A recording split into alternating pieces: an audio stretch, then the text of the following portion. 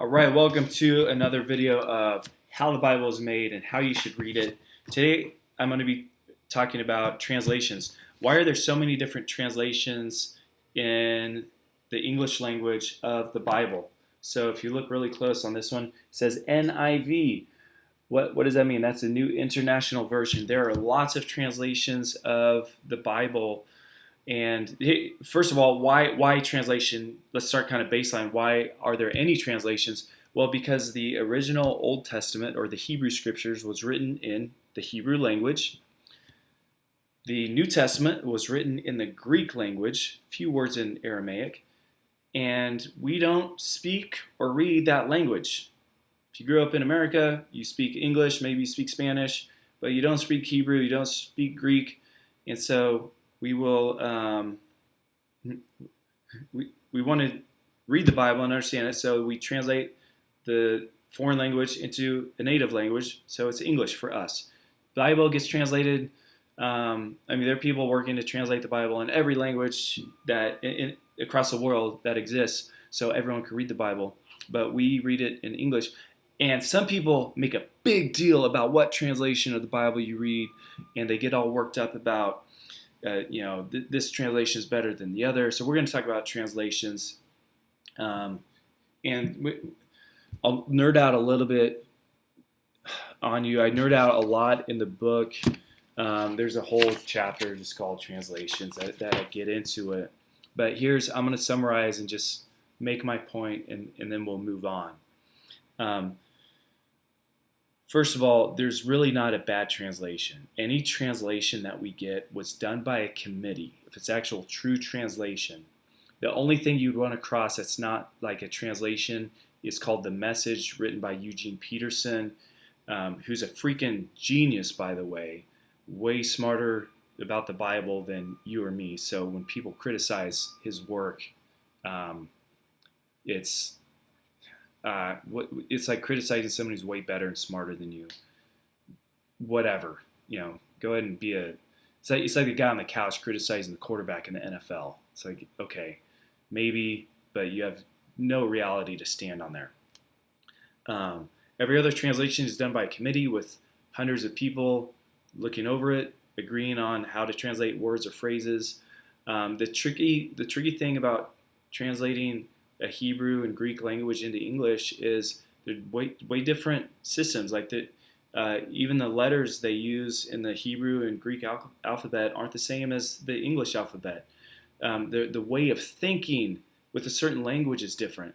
So, how you learn language shapes how you think. And so there's to translate certain words and thoughts into another language, another way of thinking, takes a huge, broad understanding of both languages and the concept that's trying to be communicated, and then making that translation.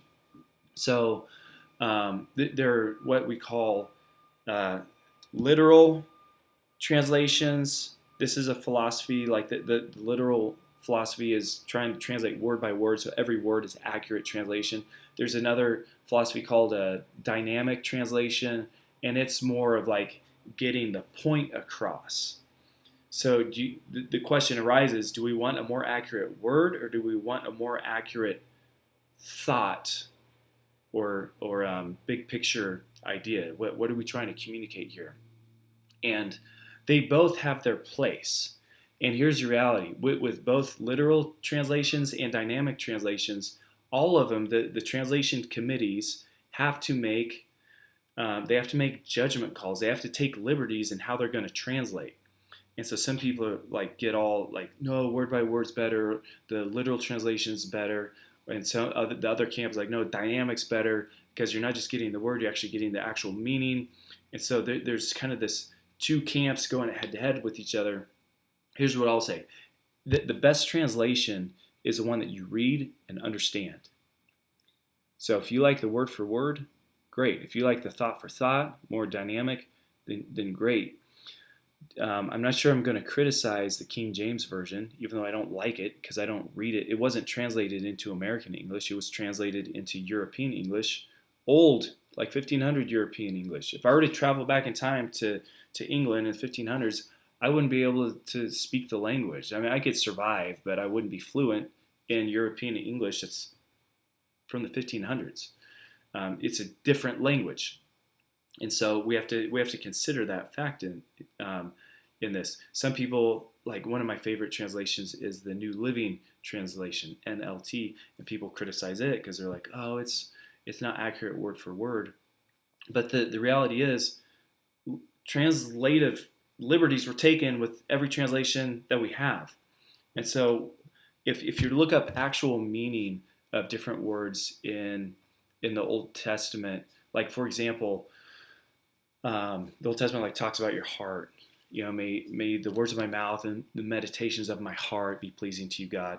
That word heart, it says heart in King James. It also says heart in New Living Translation.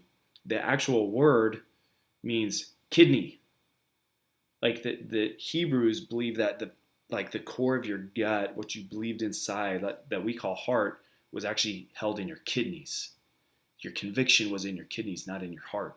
But we translate it to heart because it'd be weird. Like, in English, we just say, "Oh, I love you from the depths of my heart." We don't say, "I love you from the depths of my kidneys."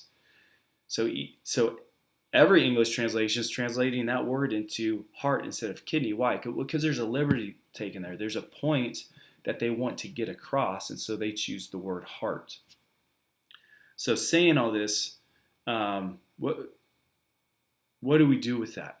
First of all, just be aware if you decide to read the Bible. If you're on the computer or app, it's a click of the button. You can change the translation, and instant. You just have different translation at the tips of your fingers. You can look at and read, and it's no problem. If you're buying an actual Bible, paper and ink Bible, be aware. You might want to browse through and flip through some before you make a decision. Is your point to study the words or to get the concept, to like really immerse yourself in the story? You may choose different translations because of that. And I get into some of the details in that inside of my book here. But the biggest thing I want to hit on, this same chapter, I talk about the canonization process, how different books were selected and omitted from the Bible, like the Catholic Bible, which I have one in my office. It has a few extra books in there from the Old Testament, and they're omitted in the Bible that I use, the Protestant Bible, for a variety of reasons. One of them being Jesus, when he was alive, all his Bible was the Hebrew Scriptures, the Old Testament. We never see him quoting, or his disciples or apostles quoting from certain books that do make it into the Catholic Bible, and so we factor that in. I'll get into kind of some of the theology behind Scriptures in the next video, but we want the theology to align and not contradict each other. And sometimes there are books that people think that read and would put up on the same level as Scripture that maybe shouldn't be there, or that I would say aren't there. It doesn't mean they're bad. It doesn't mean you shouldn't read them. It just probably shouldn't hold them with the same weight as the Bible. So, wrapping it all up, there's a variety of different translations. A lot of work went into translating the Bible. So no matter what version you're reading, it's very accurate. It just may be translated differently for a different reason. Literal, dynamic, word for word, thought for thought, concept for concept. But it's all pretty accurate. You can put your trust and faith in it. And on BibleGateway.com, you can even parallel different. You pull up one scripture and have different translations side by side to read through them, and that's a good practice too. If you're ever concerned about, is the meaning being held? Hey, Cage. So, pick a Bible. They're good, and read it. That's kind of the point. They're translated so you could read it. So, hope this was benefit to you. God bless, and we'll see you in the next video.